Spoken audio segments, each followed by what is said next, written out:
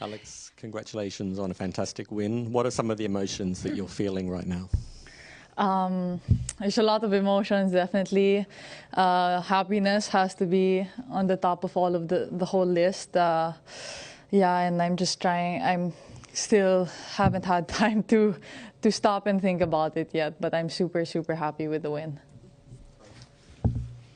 When that last point was played and Iga hit that ball long, I couldn't decide whether you looked like you were about to cry, or you were crying, or you were just in a state of shock. I couldn't decide either. I think I was so in the moment, and I made it a point to be in the moment every point, that it's hard to realize what just happened. It's hard to realize that you won the match, and I really tried to soak it all in, because this has never happened to me before, and that's why I was looking at the screen, and you know, I really wanted to keep that moment in my mind.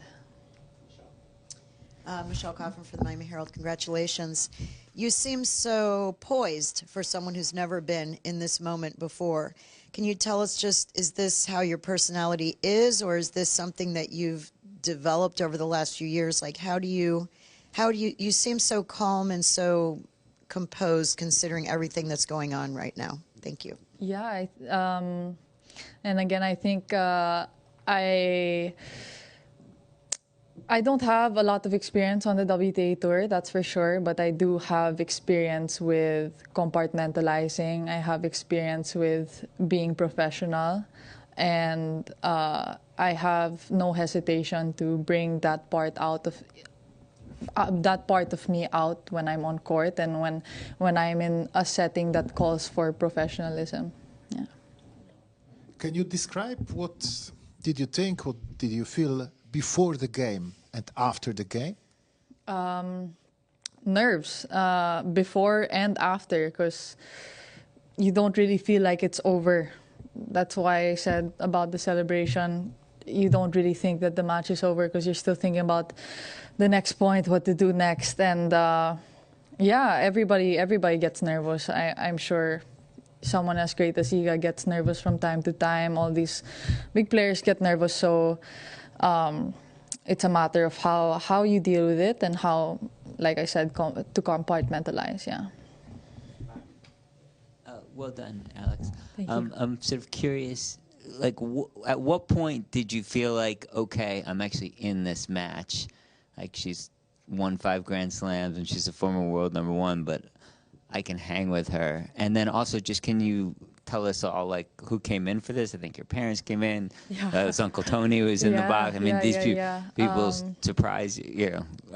And did you work with Tony Nadal before much at the academy? Yeah. And Sorry, let's take it one by at a time. one. Okay. Yeah, from the very beginning, I knew that I had the level to stick with her. She's very decorated. I mean, she's achieved a lot. And she's someone that I've looked up to for a while. So it was a pleasure to share the court with her, and to be able to compete with her and to hang with her rhythm is something I'm very proud of. Yeah. Okay, next one. Yeah, my family, a lot of my family did fly in. So my parents flew in last night, and my uncle and my cousin from Seattle also flew in. So a lot of extra motivation for my match today. I really wanted to see I really wanted them to see me winning, but I know that they'd be happy just to see me compete in this setting. And Tony also came into Miami, although he had to catch a flight, I think, today. That did mean a lot, because I have been working closely with him for so long, alongside my main coaches from the academy, Joanne, Sandra, Yuke. But yeah, it showed a lot about the confidence and the pride the academy has with me. Yeah. Yeah. Did Tony come in from Spain? You know, I don't know. Yeah, I also didn't know that he was gonna come until this morning. So, yeah, maybe you could ask him. Talk about the graduation ceremony. Iga's there. Was she a guest speaker? What was your interaction with her? Did you hit with her? What was that like? And now 2 years later, you're beating her in a Masters 1000 quarterfinal. Yeah, she was a guest speaker, and I guess the celebrity guest. I think every year the Academy tries to invite a public figure to inspire the kids, and that was super inspiring. I thought I was super lucky to have her during my graduation, and she just came off, I think, a slam win also, Roland Garros, if I remember correctly. But I remember that I walked up and then she was like, "Oh, I know you. I've seen you." I was like, "Yes, she knows me." Yeah, and then she even did the whole ceremony with the class. Like, she tossed the hat, and I felt so lucky because I was like beside her. And no, yeah, it's super surreal to think that the circumstances have changed. I'm facing her on court, and I'm just so blessed to have that opportunity. Yeah. And one more, the serve. She has one of the best service percentages on the tour. You just crushed it. Was that the game plan going in, especially attacking the second serve? You play very close to the base. I don't think that was something that we highlighted in terms of tactics before, but it's definitely something that I took advantage of during the match. You know, I like to be aggressive, and those were just some opportunities that I saw that were there. Yeah. Yeah. When you visualize playing in a quarterfinal of a big tournament like this with stadium courts and global TV, you must have thought about that when you've watched other big games on TV. How did it compare the reality to what you would have expected a big occasion like that to be? That's a good question. I feel this is definitely the first time I've played on a court this big, and the first few games. Because it's different when you're warming up and when you're actually playing the match, because the people are there. And you feel so much air. Like, I don't know how to explain it. There's air for miles. Because I'm so used to playing with a court right next to me, you know, and you can hear the match of the other court. So it was definitely something to adjust. But that coming into the match, I really, really tried to just focus on the court and just feel like nobody else was there. Yeah. And that ability to compartmentalize, as you said, and be professional in the moments when you need to be professional, which is a good way of putting it. Is that something you learnt at the academy? Is there like special parts of the curriculum there that are focused on that side of it, or is that something natural to you? No, well, it's not something I learned in the academy. It's something I've gotten from I guess from my experiences, the things I've been through leading up to this moment. It's also something my family has guided me through, and it's, you know, part of my family's values. You know, they're successful people in business. They're successful in their own fields, and people I look up to. So I think they lead by example when it comes to that. Yeah. Hello. You're going to become the first tennis star from the Philippines. How much interest is there in the Philippines in tennis at the moment, and do you think you're going to make a difference? I would love to think that I make a difference. You know, that's what the only thing I can do to give back to my country is to help inspire, change and positive change. To inspire people to pick up a racket, to watch more tennis, watch more women's tennis. And I think that tennis in the Philippines has so much potential, because even though it's not as widespread as other sports, I feel that we have a lot of hidden talent, and if we can have the support to back it up and the exposure to back it up, then I think that Philippine tennis can be a big thing. Hey Alex, congratulations. Hi. Just watching you play so aggressively and you being a lefty, I was curious if there's any current players or past players on the women's side that you particularly looked up to in terms of your game style, like you wanting to kind of emulate them on the court? Definitely. Growing up, my absolute favorite was Maria Sharapova.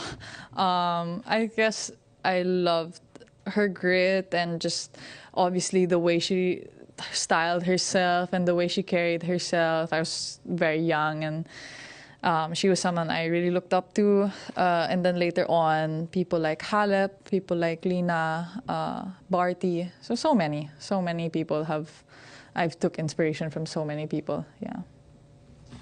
Hi. Hi, congratulations. Thank you. So when you won the U.S. Open junior title, maybe back in then, it's already have the biggest achievement for you. But back in that time, can you recall that what was your dream in the future? And do you think that this comes very quick or takes longer than you were expecting when you felt like when you won a junior title?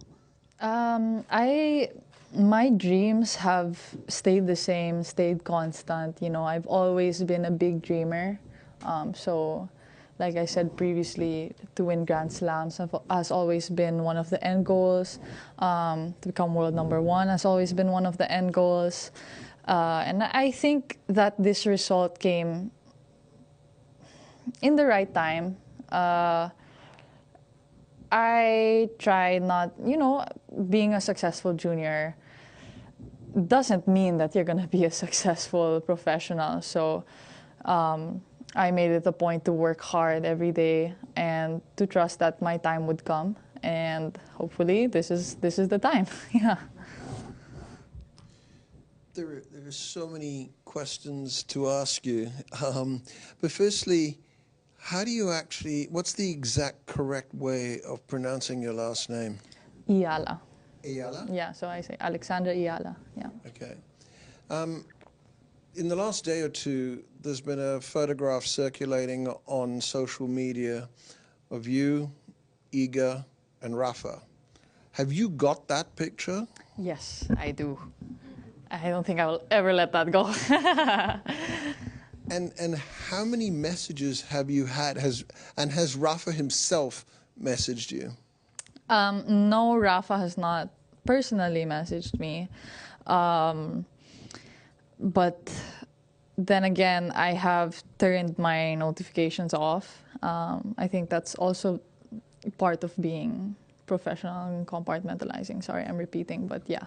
And I think it can be very overwhelming. I won't deny that it's a lot. That's why I'm trying to manage it the best I can, and just focus on what I need to focus on, and then I can get back to everybody after the week is done. Yeah. Ironically, you may be facing a player who had as big a shock, Raducanu, when she won the U.S. Open. Can you talk about the possible matchups between Emma and Pegula? Possible matchups? Sorry, you mean possible matchups with my semifinal or their match? No, Okay. your semifinal with one of them. Well, it's definitely going to be very difficult. I know that. That's for sure. Whoever it is, they're gonna bring their A game, and it's gonna take everything in me to win. But I'm willing to give everything. Yeah. And do you have? I mean, this is also new to you playing in these big tournaments. Do you have a routine as you're going through tournaments that you will, go back to basics and stick with what has worked for you, and like what have you been doing here, and what do you anticipate doing during the next number of hours before you step on the court ordering again? in has been a constant this week. I feel like at the end of the day, I just want to relax and just be in my room and kind of rot there until I have to be on fire the next day. But yeah, I have a lot of routines. So warming up is a big routine of mine, going to the physio, taking care of my body, and just basically giving myself love, just self-love and taking care of myself. I think in the long run is what's gonna keep me healthy, keep me happy. Yeah. Thanks, everyone. Thank you. Thank you.